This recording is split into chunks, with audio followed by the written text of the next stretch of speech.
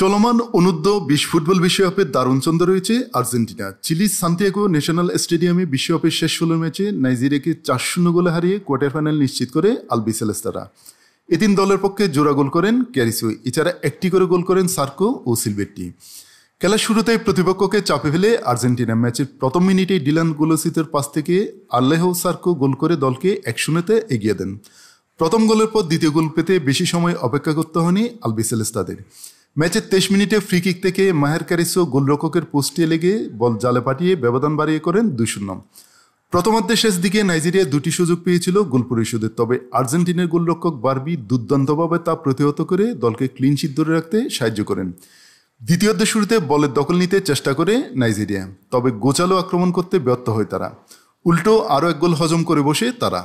মাঝমাঠে বল ছিনিয়ে নিয়ে Milton Delgado নিখুঁত এক পাস বাড়ান মাহের ক্যারিসোর উদ্দেশ্যে। দারুণ ফিনিশিংয়ে দলকে 3-0 ব্যবধানে এগিয়ে নেন তিনি। ম্যাচের চতুর্থ গোলটি আসে সিলভেট্টির পা থেকে। প্রতিপক্ষের রক্ষণভেদ করে চমৎকার এক ড্রিবল শেষে গোলরক্ষকের ডান পাশ দিয়ে বল জালে পাঠান এই ফুটবলার।